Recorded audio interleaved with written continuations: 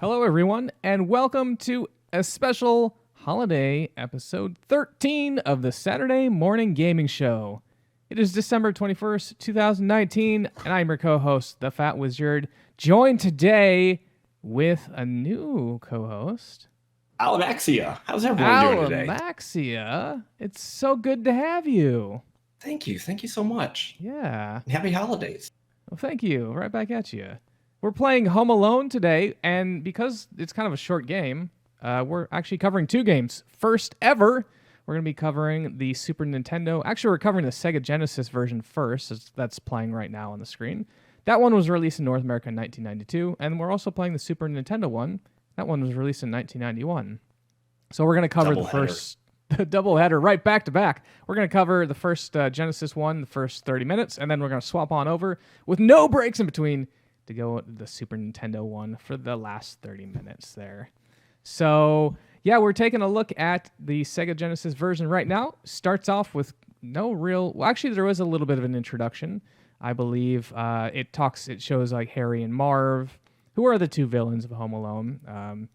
I guess this game is going to make a lot more sense if you've seen the movie, but Alamaxia, if people haven't seen the movie, can you summarize the gist of it? The gist of it is you have this kid, Kevin McAllister, who was left behind by his parents. They went on a holiday vacation. He's just left alone in their mansion of a house. And they're a very wealthy family. Very, very wealthy.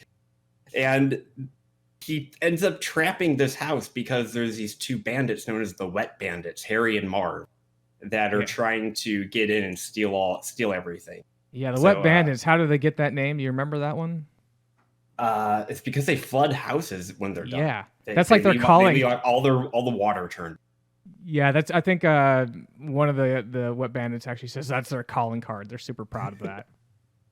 and so Kevin traps everything up and just really tries to stop them and rough them up as much as he can until the cops arrive. This is go ahead. And the one thing I really love about the Sega version of this is it keeps true to the essence of the movie. It really does. It really does. Yeah, this was the quintessential movie as a child because, Kevin is left home alone and he's got every kid wants to be left alone and like have all the food he can eat and all the video games they can play. And so, of course, like Alamaxia summarized there, you're trapping the house because there's these burglars that are coming in to try to steal. And that's what the gist of that movie is, right? And you get to play that, and they nail that spot on. There's a lot of really fun traps here. As we're seeing, there's a blowtorch you can put down. Actually, so what happens when you go into a house, you see a blueprint of the house, right? And that blueprint allows you to install traps before the robbers get there. So one of the traps is like a blowtorch. And I think most of these traps are from the movies. Can you think of any that weren't actually in the movies? I know there was like the toys, the blowtorch definitely. I remember Harry getting that really toasty top to him. Yeah, toasty top, yeah. And there's tacks you can put down. And they're very fun because they all have different reactions. So if a robber walks in and gets hit by a blowtorch, he kind of turns black and charred and is stunned. If he walks on toys, they comically fall over and slip, just like we just saw. Scene there. Yeah. So the structure of the game is, there's actually two types. There's two difficulties. There's beginner and expert. And so you start with beginner, presumably, and it has you defending 5 houses for 20 minutes. And the structure is they'll pick a house to rob, and I think it's at random. Alamaxia, did you get an understanding if it was random or predetermined? I think it's entirely random. I only played through beginner once. I did expert twice. And expert, they started in different houses, but in the normal, they started in Kevin's house. Okay, yeah, and so normal, you defend the houses, and there are 3 bars at the top right of the screen. There's ammo, which shows your ammo count, because you can pick up things like BBs for your BB gun and snowballs for a snowball launcher. We can talk about weapons a little bit later. Oh my God, the weapon crafting system in this game is amazingly in-depth. It really is. Yeah, we'll talk about that in a little bit. So continuing on with the bars, we have loot. And loot is essentially, as the burglars are in the house, there's these safes on the wall, and as they rob these safes, they increase that loot meter. And if they hit the loot meter at 100%, the wet bandits have succeeded. They flood the house, and they move on to the next one. If you lose all 5 houses, you lose the game. So how do you actually stop them? Yeah, how do you stop them? As we see, the pain meter got filled because it did enough damage to them, whether it be through hitting them with our weapons or them running through the traps enough, or even some of the houses have their own defensive mechanisms that will slow the bandits down. And if you do enough damage to them, raise that pain meter, they will drop all their loot that they've accumulated in that house right there and just up and leave. Yeah, it's really fun because the pain it comes in many different flavors. The traps will cause some amount of pain. As Alamaxia talked about, the house defenses will cause pain, and of course your weapons will cause pain. And so you just need to make sure that you're able to achieve maximum pain before the loot is completely looted. And it is sort of a resource hoarding game where I should say it's more of a resource management game, because you don't have infinite ammo, and the traps you don't have infinite traps, and you actually have to find equipment through the game to put together to get your weapons. So like we just picked up some wire, and then I think it was a paint can. And as you're collecting all these little bits and pieces of weapons, you can assemble them into larger weapons there. Alamaxia, what was your favorite weapon that you used on the bandits?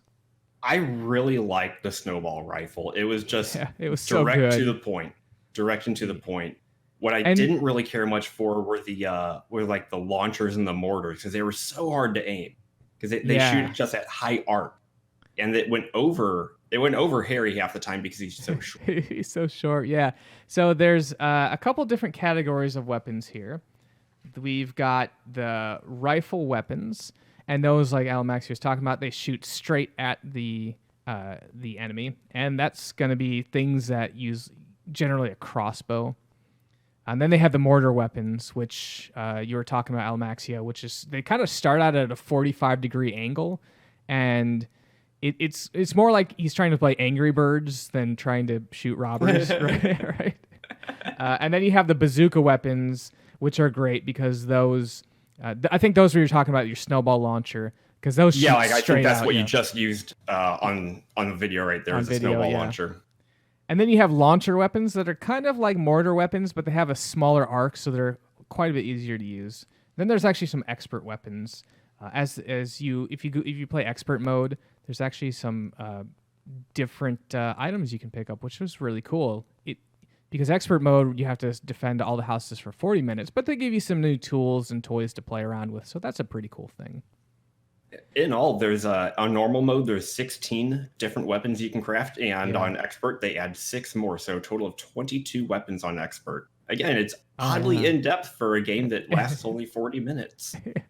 Yeah, and the funny thing is, we're going to be getting a sampling of both beginner and expert in this video, but because beginner is only 20 minutes, we have 30 minutes allocated. Like, you can literally beat this game faster than finishing listening to this podcast.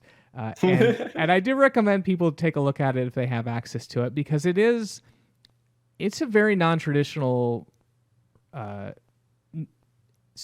game. It was a lot of fun. It was a lot of fun. It was unlike probably any game I've ever played. It was just this cat and mouse game where you could even find a balance between getting them to chase you and intentionally letting them pick you up and put you on a close-up. Because you could just waste their time. Exactly, because they physically have to interact with the safe on the wall to be able to steal the loot. And if they're busy carrying you off to I guess detain you, they can't rob you. So actually, that's something we failed to mention was the robbers, when they catch you, it's not like game over or they reduce your health or anything. The only thing they do is they put you on a hook, and it takes maybe 10 seconds to get off the hook, and then you can go back and then. Yeah, if you just mash your buttons real quick, you can get off it in a few seconds. But if you're just kind of, I don't know how to get off it, then it's gonna take you a little bit to hop off. Yeah. And so it really is, you have 20 minutes of playtime here. There's no lives. There is a score, and you get score for things like picking up items, saving houses, stuff like that. But it's just a real chill game. There is some stress, and actually in expert mode, there's a lot more stress. But in beginner mode, it's just kind of like, it's a lot of fun to just go around these houses. Expert definitely for about the first 25 minutes is a lot of fun. The last about 15, you're pulling your hair out because you're trying to find any kind of ammo or weapons you can to just slow them down. Yeah, and as weird as the analogy is, it's somewhat like Resident Evil, where you're just, you might have a gun and some ammo and you're feeling pretty good, but when you're all out of ammo and all that, you just have to be real creative about how you approach this scenario. So we just finished the beginner mode, pretty easy stroll through. I think I kept all 5 houses alive on my very first try. Now we're dipping into expert mode, which is considerably harder, and you see it starts up with 40 minutes to defend. So you're talking about the first 25 minutes were fun, but in general, what was your strategy for dealing with expert mode here, Alamaxia? After doing normal mode, I discovered, my traps my traps are shared between all the houses. I accidentally spent them all in my first house, so I really tried to math out. Okay, I have like 21 traps that I can lay down. I can put 4 in each house plus 1 in another one. So I tried to math out how many I could put in each house. And then I just went around and hit as many snowmen as I can to get as many materials as I could to just build my first weapons. And after they would either take a house or I would save a house, I would again just go and try to hit as many snowmen as I can before they got to the next one. Because it really, like you said, it came down to resource management. You couldn't waste your ammo. You couldn't miss your shot. This really is a definition of a game that's easy to play, easy to learn, and pretty hard to master. Yeah, talking about missing your shot with that mortar thing, because the angle was so high, many times I wanted to make sure I landed that shot, so I'd get right up in their face, so they would get hit on the upward trajectory there. Or it'd take Kevin too long to pull it out, and then and then you get captured. Shot it. I did have some scenarios where they picked me up right as the bullet went through them, so it was like it was double bad because it was a wasted ammo, and I got in the penalty box for a little bit. Yeah, the double whammy. Double whammy there. Now you're talking about going around and hitting the snowmen to pick up items. Did you notice that when you left houses and when you went back in, the snowmen would actually respawn with new items? I didn't, but I know that as you drove around, sometimes a snowman would respawn in a further point in the map. So I would literally just make a big circle around the map. So I think we'll get to this on expert, but I just want to come clean on this because I feel like I cheesed the last 20 minutes of expert mode because I had one house left. So when you do expert mode, they hit up the houses a lot quicker, and it seems like they're much more efficient in stealing your loot. So right off the bat, I was losing like 2 or 3 houses, and so I had like 20 minutes left with one house. I'm like, let's just see how this works, and I managed to secure it pretty easily. Because what happens when you cause enough pain for them to leave the house, you have a little bit of time to go and collect stuff. So let's say 30 seconds. And during that time, what I found is you could go into a house and then leave the house, and around the McAllister's house, which was the last house I had, there was like 3 snowmen that would respawn, and each time they would have new items. So I'd go into the house, collect all the items, go back into the house, and that's like 5 seconds. And you do that like 5 times, and you've got enough snowballs to cause enough pain to buy yourself some more time. So that was really interesting, although it's probably really boring to watch because it's about 20 minutes of doing the same thing over and over and over.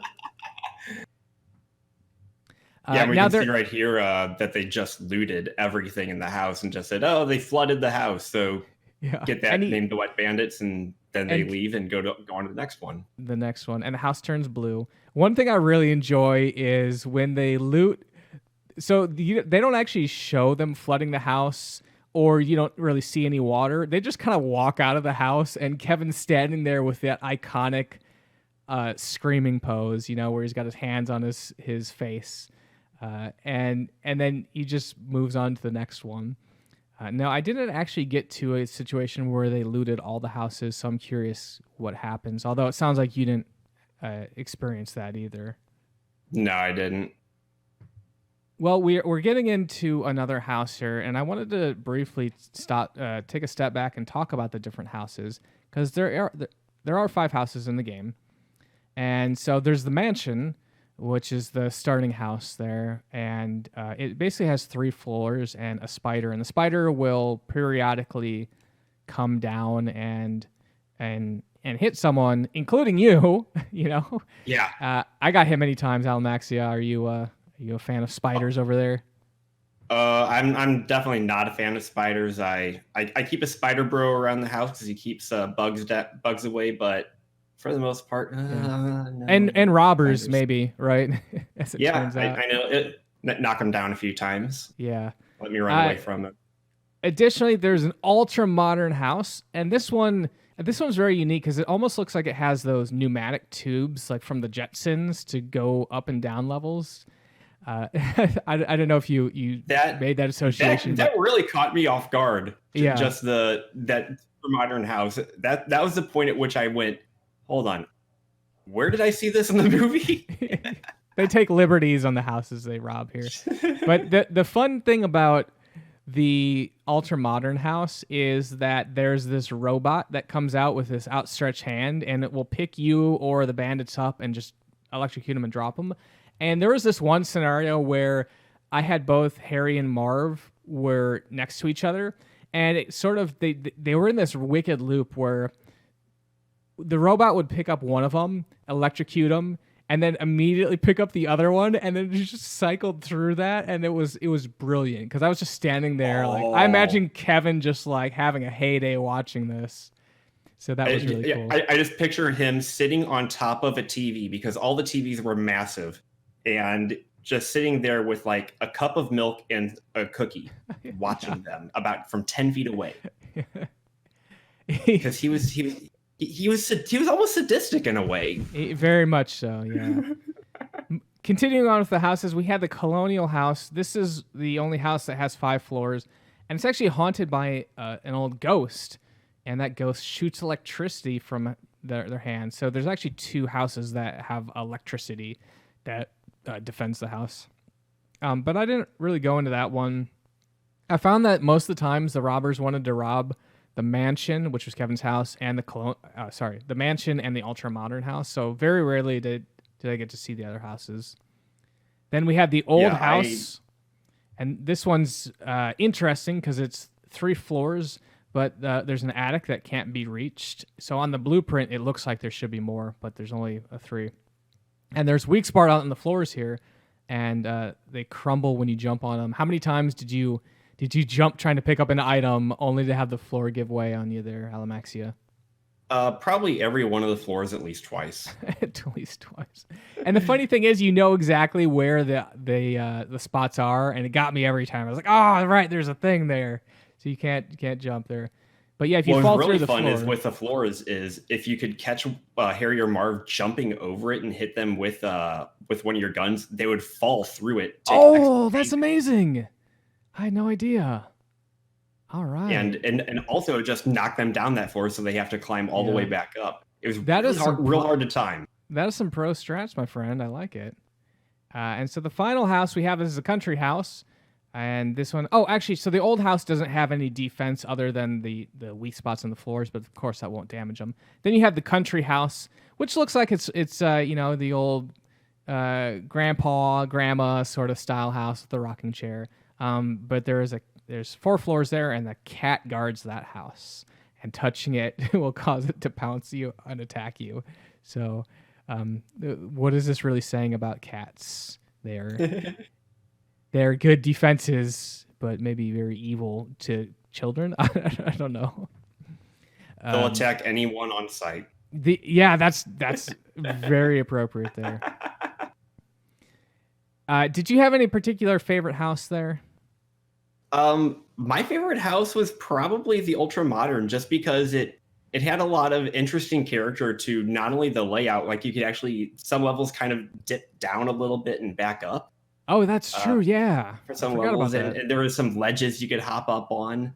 But that robot, man, that helped out so much. Yeah, because the robot actually starts on one end of the house and just does a complete sweep through that floor. So anything in that straight line will, in fact, just get picked up. And Marv and Harry won't really attempt to evade, so they just kind of walk in a straight line. So if you can lure them up there, or use the tar traps, we'll talk about that in just a second. Yeah, those tar traps. Anything you can do to keep them on the level with the robot. So let's talk a little bit about the tar traps, because I think that was probably the most powerful trap. Even though it doesn't do any damage, it is permanent.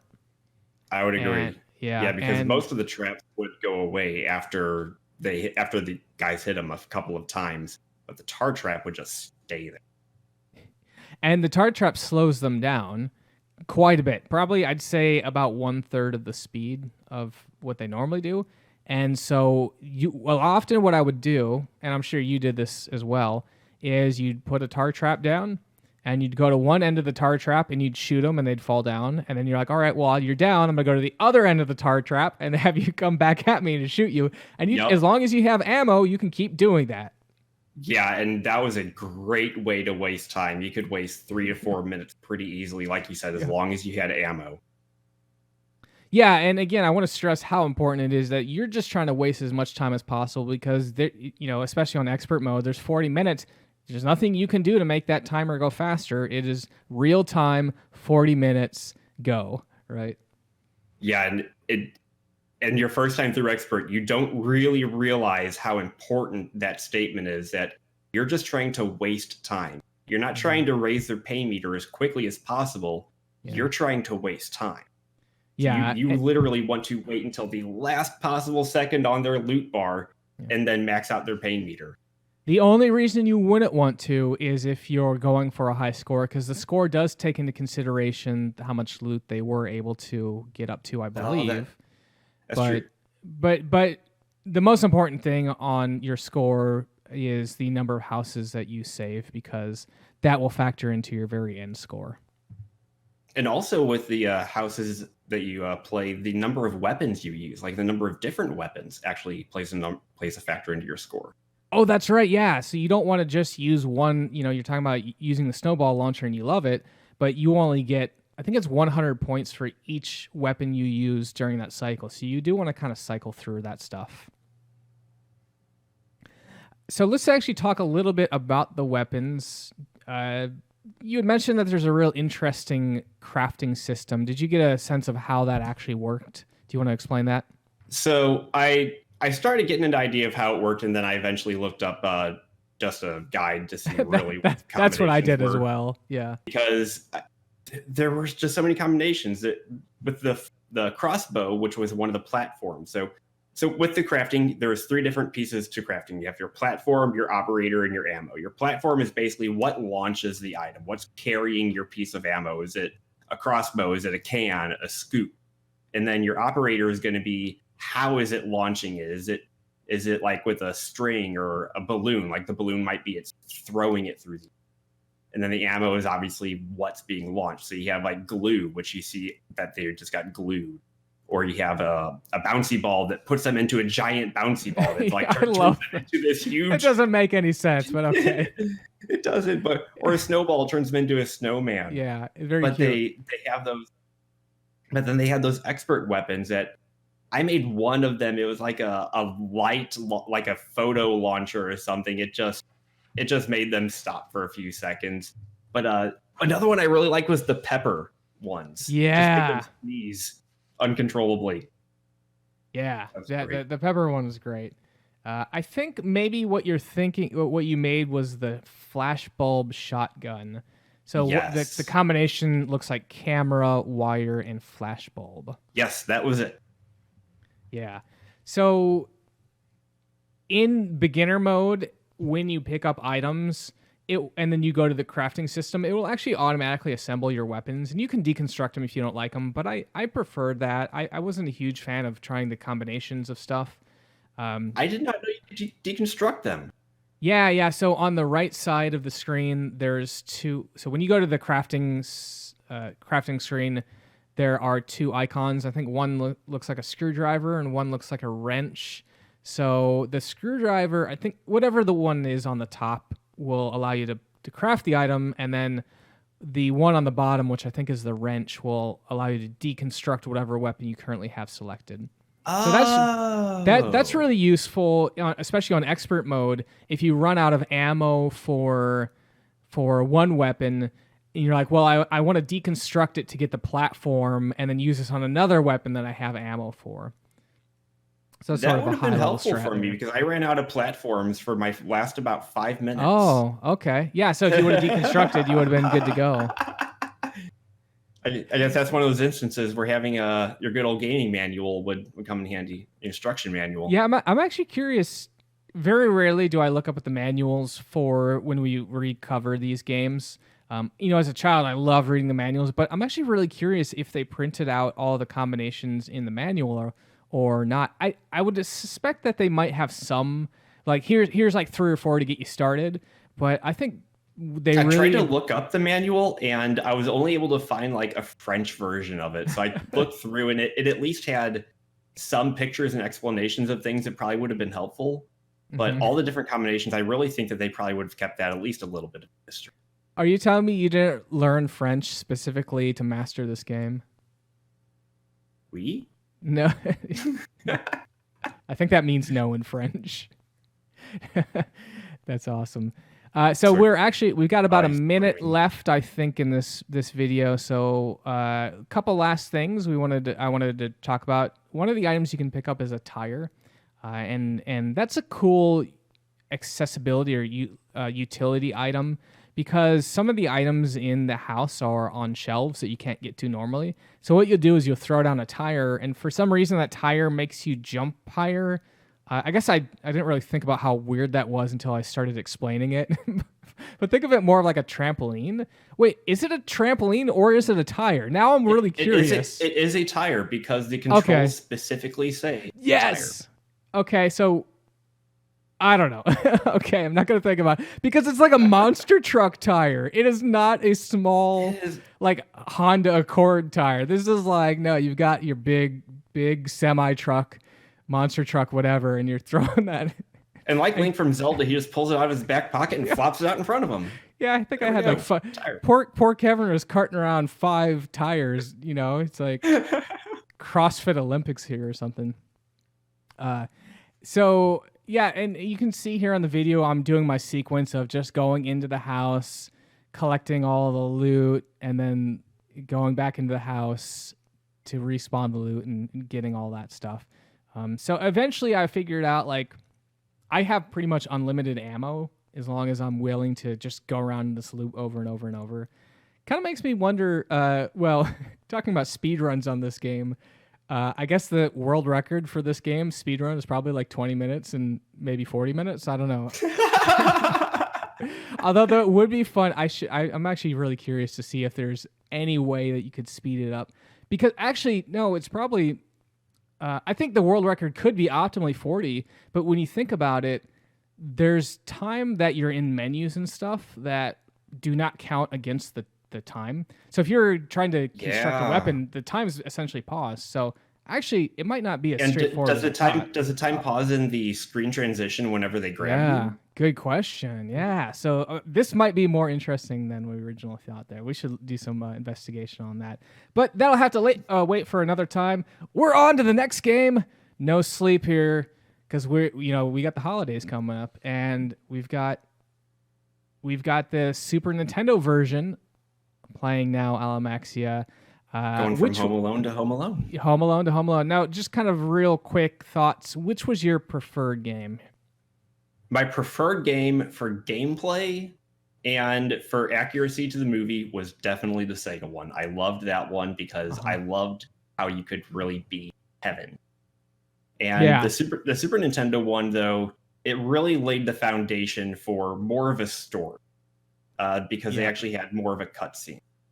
But as we enter the game here, we see that it's very, very different. It's this odd platform.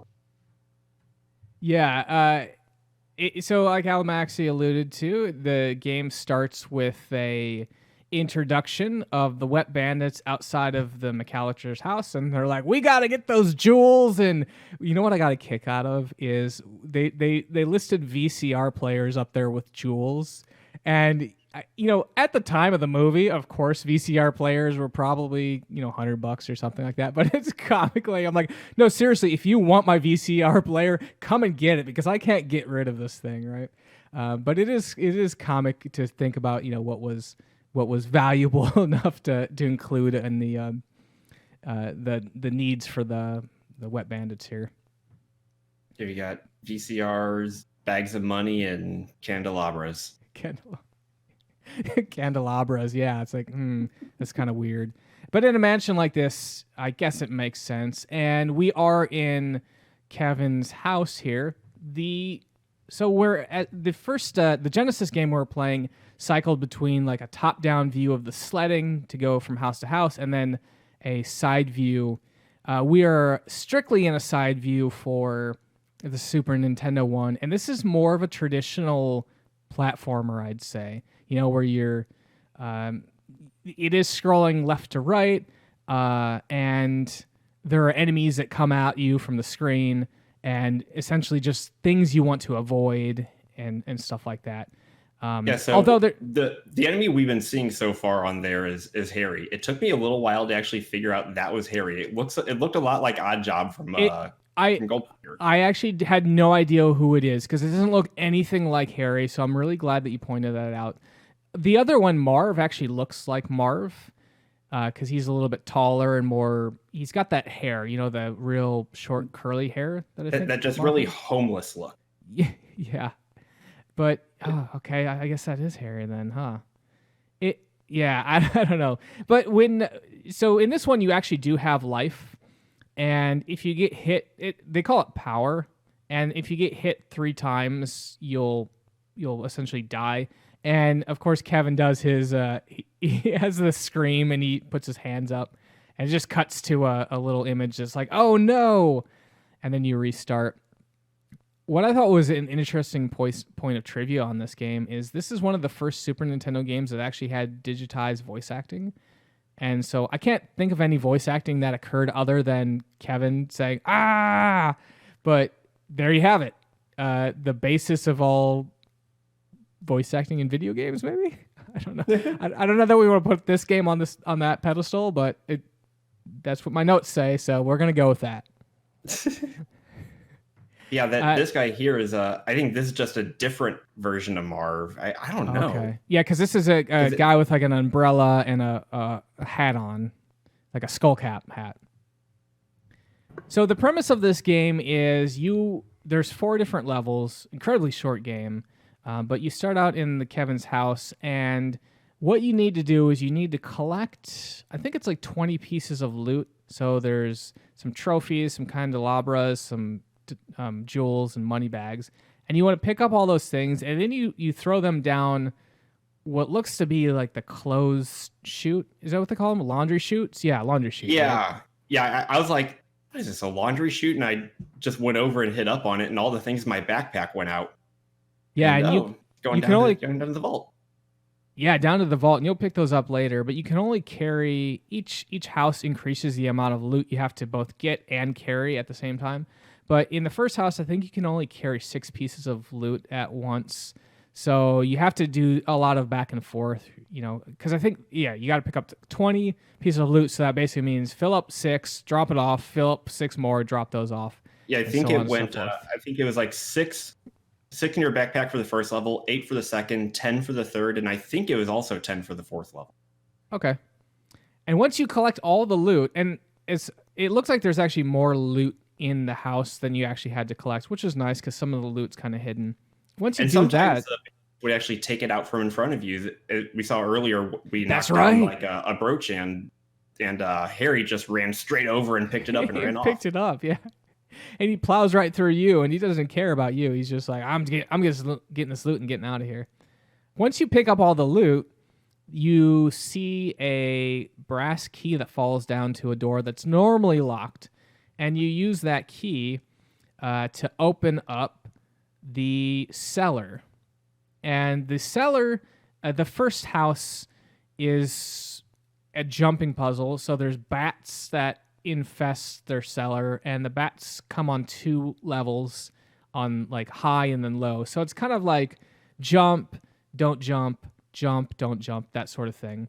And so that one's actually pretty easy. I don't know, Alamaxia, did you kind of knock that out on your first try? Yeah, that wasn't too bad. I think one of the rats got me my first time through, and I lost a life. Oh, that's right. Because he timed himself right when one of the bats was coming across the top, so I had nowhere to go. Yeah, I forgot about that. So there's bats, and then there's also a rat that'll kind of mix things up a little bit. And so anyway, you get to the end of that level, and you pick up all that loot that you had just thrown down the laundry chute, and then it goes into the safe, and you're like, all right, cool, I'm on to the next level. And so this is where things start to diverge quite a bit from the movie, I'd say, because you start out in the normal mansion, but the level is actually called Jewelry Wing, and you're like, okay, that's kind of weird, but whatever, because it looks like what you'd expect Kevin's house to look like. And then they're like, oh, I think the robbers went to the Toy Wing, and you're like, what? Toy Wing? And this is where just like they took a lot of liberties on how big the mansion is and what type of stuff the mansion holds. But this one's kind of just a bunch of old style like robots and toys and pinball machines and stuff like this. And overall, the placement of the rooms and the placement of the laundry chutes was virtually identical between the levels, but the insides of the rooms and the actual decorations were all different. Like there were some decorations in some levels you could jump up on and platform your way to a higher spot, and then some levels like this one you can't jump on these plants. Yeah, except for the nutcrackers in the toy wing. There are these large nutcrackers which are holding, I guess they're muskets, right? They look like muskets with big bayonets on them. And those bayonets you can stand on. So you can use those to sort of platform. Sometimes there's loot that you have to use those platforms to get to. But sometimes that you can just... what's going on? It looks like Marv... We're watching the video here. It looks like Marv actually decided to stand on one of the guns, and he's just standing there. I came across that too, and he never moved. Okay, so maybe that was... for a couple seconds. He just sits there. Maybe that's intentional. But yeah, sometimes you can use those guns to actually jump over the enemies that are coming after you. So you do have a water pistol, and you have some other guns we'll talk about in a little bit, or other weapons. That guy is. Yeah, I don't know. It kind of looks like some like really bad wrestler. So he's kind of like a wealthy individual. He looks like almost like an old timey banker, right? He's got the gold chain, but he's throwing baseballs at you. So I don't remember that being a critical part in the movie, but I haven't, I'll be honest, I didn't watch all the deleted scenes, so there might be a millionaire banker with baseballs at some point during that. Yeah, so going back to the weapons a little bit, we have the water gun, and the water gun is unlimited ammo, and it shoots maybe half a screen in front of you, because it kind of like falls off over time. And what you do is you can hit the enemies with it, and after maybe like 6 or 7 shots, they'll keel over and be stunned for a couple seconds, and that's your opportunity to jump over them. You can't. When they're stunned, you can't run through them because they'll still damage you. So you actually have to jump over them, right, Alamaxia? Yeah, and with Harry or with the enemies, they took a different number of hits depending on which one it was. Like the base Harry that you see just standing around, he took I think 5 hits, and then Marv, the one that just came charging straight at you. I think one time I put 10 hits into him and he didn't stop. But I did discover that. Go ahead. I was just going to say there are other weapons as well, but I want to hear about your discovery first. My discovery is that it was along the lines of the other weapons, is that the little water gun here, you could just knock them over and they would just be like, ugh, and then get right back up. But if you use some of the other weapons, you could actually knock them off screen, like you just saw really? hit those tacks and fall off screen. So if Harry is blocking your way, you could hit him with the water pistol enough and switch over to like the slingshot, which is more of a direct shot straight across the screen. Hit them with that a couple of times, and they'd actually, go off the screen until you did a scene transition. That's interesting because I didn't realize that.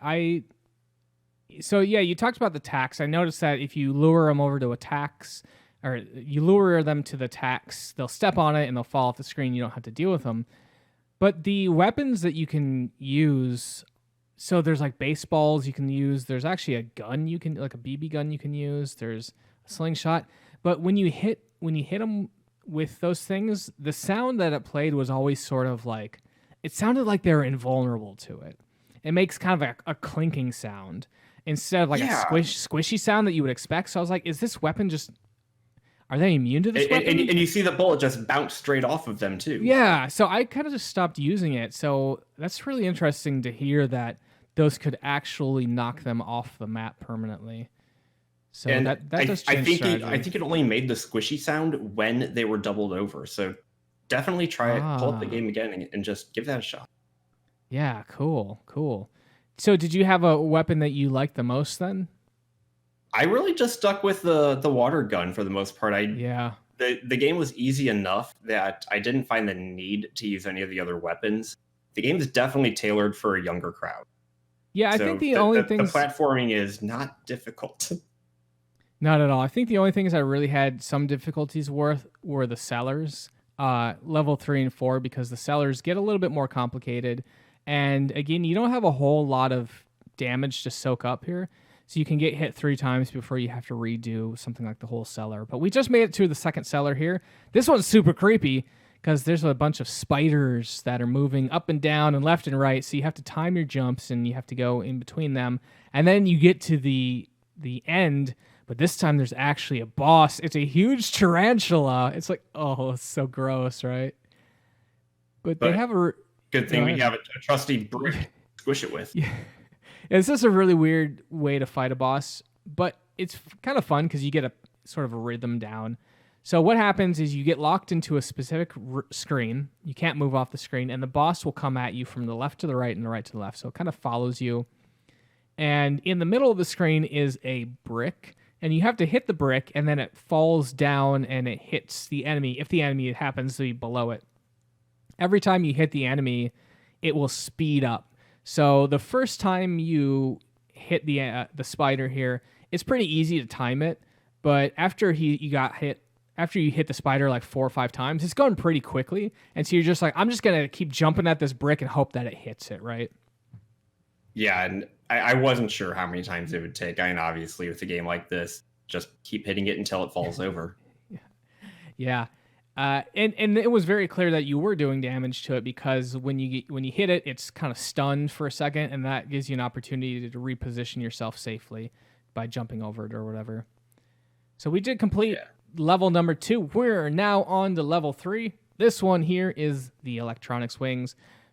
And this has, those real old style computers and real old TVs that look like they could have a VCR player built into the TV there.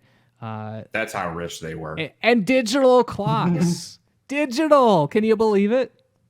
So many digital clocks. They had to have at least 3 in every room. Yeah.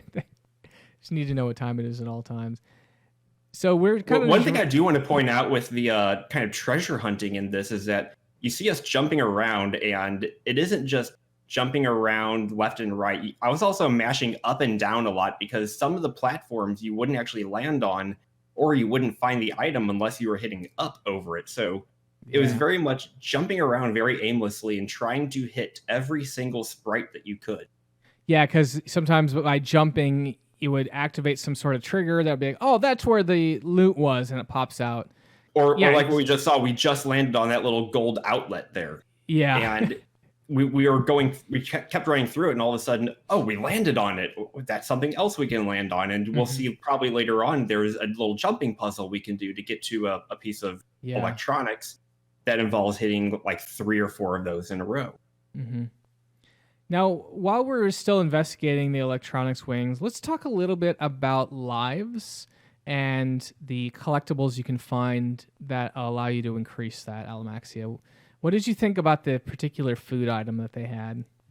I think that food item is very, very, very good. Good old pizza. Just a cheese pizza. Good old cheese pizza. Hey, because Kevin likes, if you remember, Kevin likes cheese pizza. So it makes sense that he collects cheese pizza. If you collect 6 slices of cheese pizza, you get an extra life. And there's also whole pizzas, and so that's just an instant extra life there.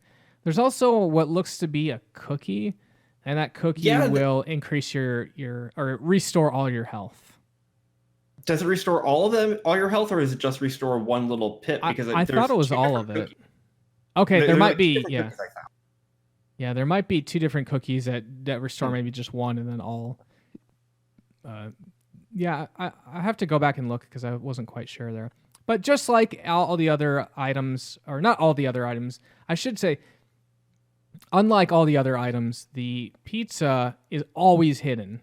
I don't think there's ever been a time where a piece of pizza has just been lying out. So you have to either open up chests and drawers, or you have to jump around the room and just try to find those pieces of pizza. In general, it seemed that there's between 6 and 8 slices of pizza on every level. So each level should have the ability to give you like an extra life, right? Yeah, I think I ended up actually positive lives towards the end because I was getting actually like 2 to 3 lives a level. Because you find those whole pizzas, and then you find all the little pieces, so you get a life there. Now, did you use an emulator for this? Did you use save states at all? I started using save states by level 4 because I just got tired of using continues.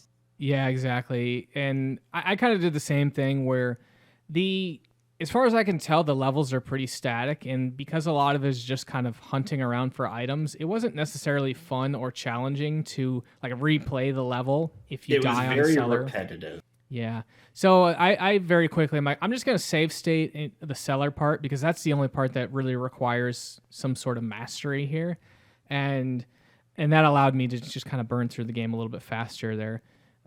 But, you know, with the game only being 4 levels, maybe they wanted you to replay that stuff. Hard to tell. One of the areas that we're in right now I thought was really interesting is you go into a room. And is this Harry or Marv? I don't remember the names. That's Marv. Marv is coming at you, and it's almost like a wall closing in. Very slow. He's walking towards you very deliberately, and you see these 5 switches on the backdrop. Those were coat hooks. They look like coat hooks. I just ran out of that room. I didn't know that you could do that. Oh, really? Yeah, so they look like coat hooks, but they do appear to be switches. And what you can do is you can shoot all 5 of those switches, and that scares Marv away, and it then drops like 3 pieces of loot from the sky. So there's a little secret treasure stash they've got there. Oh yeah, speedrun stretch there. There you go. So we are now collecting. We've collected all of our loot for level number 3, and we're gonna now drop back into the cellar. As you can see, what I did is I actually collected a little bit extra loot, and you can turn that in, but I don't know that it does much for you. I think it just gives you some extra points, but I don't think there's a real reason to collect all the loot. I turned in all the pieces of loot in one level that I could find, and there wasn't anything extra that happened. It was just simply points. Yeah, and you think about games like Mario and stuff like that. A lot of times they would reward you in some way or another for getting all those points. But sadly, this game did not have that. So one of the reasons why I want to speculate a little bit, it did seem like there's that this might have been a what's the word here? Abbreviated port of the Game Boy game, because one of the big complaints about this game was the shortness and the lack of boss fights. What was really interesting about there was a game built. I think the original was on Game Boy, and so this was a port of the Game Boy. In the Game Boy, Marv and Harry were actually bosses of the fourth level, but in this game they're just enemies. And then the final boss from that game was the Furnace, which is nowhere to be found in this game. So I think it's interesting, and we see this a lot, with games of that era, is even though the games would have ports, they would be wildly different from game to game. And even as we're playing Home Alone, because Home Alone was released on the SNES, PC, NES, Genesis, Game Gear, Master System, and Game Boy, and almost all of them were completely different. Some of them had some similarities, but there's just a thing about the time is you'd take a game like or some franchise like Home Alone, and you'd contract like 3 different companies to make a game for each platform. And if you really liked Home Alone, you could play 3 different Home Alone games, which was kind of interesting. And it really kind of makes sense because they had to get it out in a timely manner. Making a game wasn't an overnight thing, and it really still isn't. So contracting 3 different companies, making 3 different games, that makes a lot of sense. Yeah. Nowadays you don't get that at all. But you do get a lot of ports. But most of the ports are always going to be the same, right? In any case, we're on the 3rd boss. We just finished the Cellar, we finished the navigation of the Cellar to get to the end boss, which was a bunch of ghosts. And surprise, surprise, the last boss of this Cellar is a ghost. This one's pretty easy. He just jumps in an arc, and so again, same mechanic. All the bosses you have to hit in the head with the stone that you drop down. But in this one, you basically just have to run under the ghost as it jumps up. So this one's pretty easy. I didn't really have too many issues with that. So I don't know if you noticed, but with the first boss that we had to fight, the spider, there's a safe spot on the far left side. You could just sit there and he wouldn't run all the way over and hit you. And I tried to do that with the ghost the first time, and he just came over and just knocked me right into the wall. Oh no. We are on the very last level here, which is the pet swing. So if you're a millionaire with pets, what sort of pets might you have, Alamaxia? Oh, I mean, if I was a millionaire, I'd probably have, a bunch of dogs. I'd have some cats, maybe some exotic animals, maybe, have some frogs jumping around the house, some birds randomly flying. As all millionaires have. The frogs. That's the one. It's like, why are there frogs jumping around here? But yeah, so there are frogs, birds. They look more like hummingbirds. I'm not sure. I think there's also... And lizards on the walls. What on the wall? Do you see that lizard? Well, yeah, I was always thinking it was a chameleon.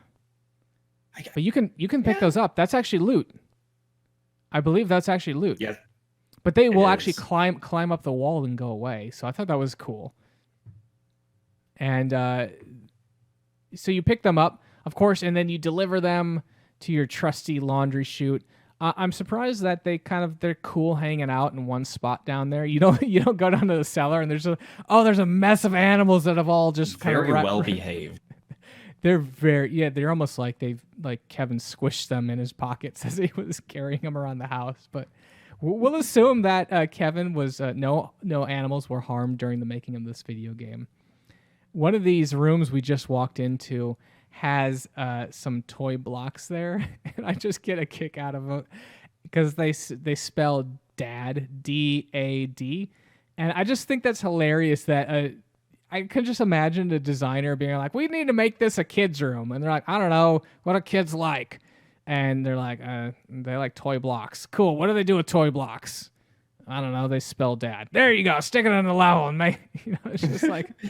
and then we also saw the other toy blocks had MS, and I read that as like Mrs. So they had dad and Mrs. Yeah, okay. I misread that. I thought that said AS. So as. So I don't what was as, but maybe it was an M. I don't know. The resolution of those letters it leaves a lot to be desired. So it could be some secret Russian code or something like that. Who knows? Ooh. All right, so each of these houses has 2 floors. Sometimes you start on the bottom floor. Sometimes you start on the top floor, but I think they're more or less equal in length, and you do have to navigate both of those to be able to get all the loot. And so right now we're on the top floor. I think we have about half the loot on the last house here.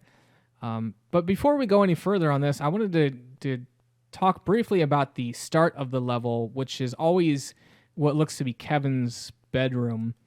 And what I actually thought was clever is it tells you the level number, what level you're on by the jersey number. So above Kevin's bed, there's a big jersey, and it always, and the jersey's facing the back, so you'd see the number of the jersey, and it always has the number of the level. I thought that was kind of cute. Didn't catch that. Oh, really? I'm really glad that I brought it up then, because you start out in level 1, it'll just have a 1, and then of course on this level, the pets level, it'll have the number 4 there.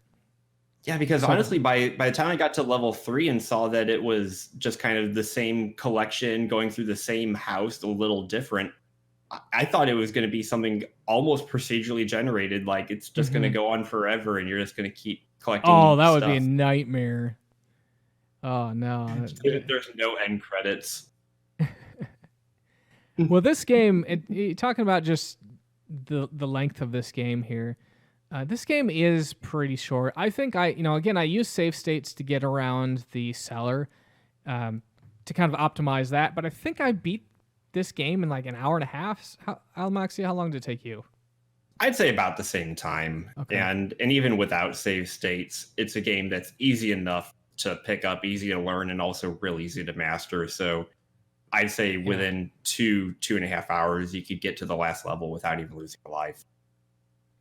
Yeah, and you're talking about mastery. I did want to, and that reminded me of the jumping responsiveness in this game, because these are one of those games where you almost have to jump first and then maneuver afterwards. Alamaxia, I don't know if you kind of noticed that, but if you're trying to make a platform jump, you don't want to run and then jump like a Mario type of thing. You almost want to jump and then just move around, right? Yeah, because if you did a run and a jump, then you would always jump like your full distance, and almost nothing was placed that far away. Everything was like half distance from where you were. Yeah. So you had to kind of stutter step your way to the edge and jump and move. Now, we're on the last sequence here, the cellar, and I thought this would be kind of fun to keep in the video there. It's a bunch of me kind of like doing the cellar and then restarting real quickly or reloading from the save state. But the way I found it was easiest to complete the rat thing was just if you just kept running, just keep running and jump. It was like all the other ones, it was better to just kind of like be slow, take your time. But this one is just keep running because the rats come just from all over and you're just being bombarded by rats. And so and then after all that, we get to this boss, and this guy just is erratic. He has no pattern to him. Erratic. Yeah. He doesn't know where he's going to go. I just want to make sure you picked up on that erratic. Okay, I'll stop. It's the holidays. I know everyone's taking a while to get warmed up here, but we got to stay on point. When you knock one out of the park like that, you really got to acknowledge that. So yeah, this one, all the other bosses tended to move all the way to the left and then all the way to the right. This rat here, so first of all, it jumps up and down, but not so high that you can really comfortably go under it like the ghost. So it'll jump up and down and go left to the right, but then sometimes it'll decide to just like stop. So it'll get like halfway to the right and be like, I want to go to the left now. And that became very difficult to time the dropping of the stone on its head. But I do manage to do it, and I love when you kill the bosses, they just kind of like fling off the screen. They're like, just kind of get shot off into space there. And once you complete that, you shove the rest of the loot into the safe, and now your parents are happy because all of their prized possessions are now secured away. and they come back, and you get a nice, kind of reuniting scene with Kevin and his mom. And I guess because in the movie, his mom is the one that comes back first because she kind of takes this really arduous trip, and everyone else comes back later, right? So I guess that makes sense why the whole family isn't here. It's just him and his mom. And then of course, all that end scene I feel has great meme potential. Oh yeah, because a lot of it is just like those bubble quotes, so you could just replace the text there with and it's the perfect format. It's like, did anything happen while I was gone? Did everything okay? Oh. And the last shot there you see is Harry and Marv in jail, and is it Marv? Marv's the short one, pointing at Harry, just like very angry at him. And says the end. So there we go. We completed 2 Home Alone games in the span of an hour. Closing thoughts on that, Alamaxia. What do you think? Super Nintendo one, like I said, it was fun as a just basic little platformer. If I kept the mindset of this was obviously designed with a younger audience in mind. Yeah. But the fact that it was called Home Alone, I really I had a hard time figuring out how it related to the movie in any way outside of the cutscenes. Yeah. And really, it may as well have just been called Little Kid Fights Off Odd Job and a Homeless Guy. Yeah. And this is a type of game we don't traditionally cover on the Saturday morning gaming show, but I really did like this because this was kind of a palate cleanser of just like some lighthearted gaming to kind of and it was fun. This is a game I never would have picked up. I never would have tried, but I had a lot of fun, especially with the Sega one. That is one I will definitely try again and probably try to save all 5 houses. Awesome. I'm glad that we introduced you and some other people to the game and that you enjoyed your time there. So that's going to wrap up Home Alone. But before we do so, we wanted to thank all of our new Patreon subscribers and of course the current Patreon subscribers. We really appreciate your support. It's great to see you out there hanging out with us, especially all the people in the Discord channel. We have a lot of fun there. If you want to join on the Discord, you're more than welcome to, and it'll be a good opportunity to talk about our next game. But before we do that, I just wanted to give a quick shout out to a new Patreon member we got. Was Hostile Badger. So Hostile Badger, welcome to the group. Yeah, thank you so much for your support. And we have some cool rewards for you there. And of course, we've got the Christmas card. Actually, it's the holiday card. And so it's still available if you want to get a holiday card signed by Lobos and I. And we got a cool little retro-themed photo shoot we did there. Make sure to join the Patreon. You can do it at any tier, $1 or above. So you can kind of get in on the cheap there and get that really cool holiday card. And if you want to learn more about that, you can head on over to patreon.com/Saturday Morning Gaming Show to learn more. One other thing that we added was a little goal there. So at 25 Patreon members, we're going to do a 2-hour special on Earthbound, which I've heard is a pretty cool game. So I've played Earthbound once, and that is an incredible RPG. It has an incredible story that will leave you going, what? What did I just play? Yeah. What did I just play? But it is so good. It is so awesome. Good. I'm excited. I really hope we get that.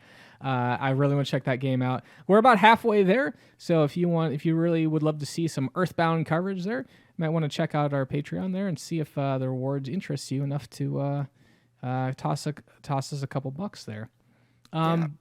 Yeah. So, but after actually, what do we got next here, Alamaxia? Next up, let's chat about the Hall of Heroes. Awesome.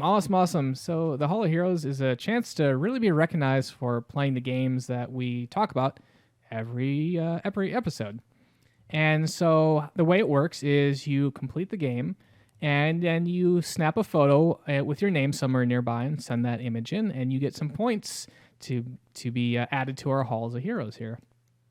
So all you need to do is upload the image to Imager, and then you can shoot a link to Saturday Morning Gaming Show at gmail.com, or you can send it to us on Discord or the Twitter or whatever kind of works for you. But let's now go over the Hall of Heroes for Home Alone. All right. Here we are. Oh. There we go. Boom. Almost. Boom. We got it. Just give me a second. There we go. Got to turn off the movie. There we go. Cool. So, I just got to pull up the little text that they gave me as well.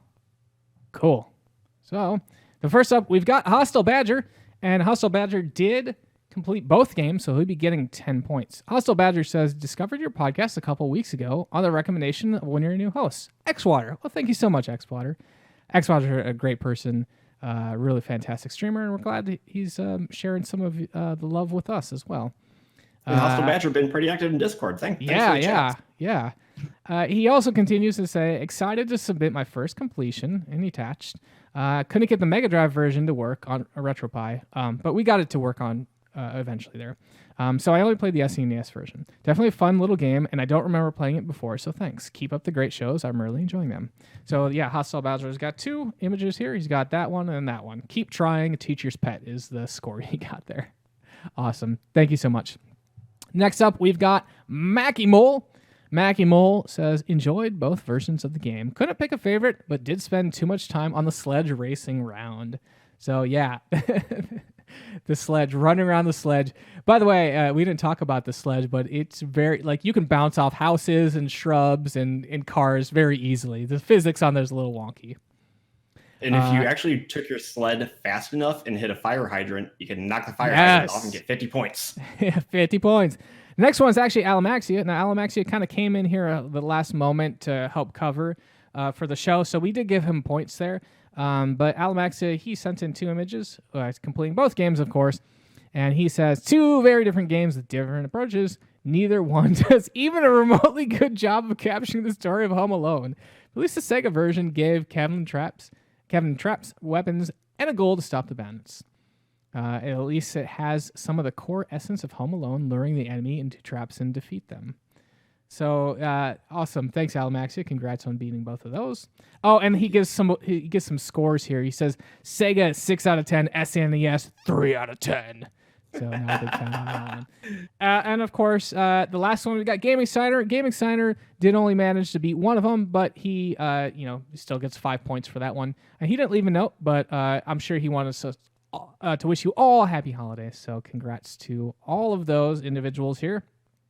Now we're going to go over the leaderboards here. And you can see Alamaxia is on here. Starting from the bottom, we've got Alamaxia, Hostile Badger, and the Joyful Dragon, all tied at 5 with 10 points. We got Mackie Mole. He's really creeping up on Gamer Steiner there. Mackie Mole now has 30 points at number 2. Gaming Steiner holding on to that number 1 spot with 35 points. But how long is he going to be up there? I guess we'll Mackie find out. Mole on the rise. Yeah. So congrats to everyone that's on the Hall of Heroes for that episode. All right, anything else, Alamaxia? So what game are we going to play next? Oh, I'm really glad that you asked, because this one is a perfect game to start the new holiday season. I guess to start the perfect Christmas game. We're going to be playing Diablo.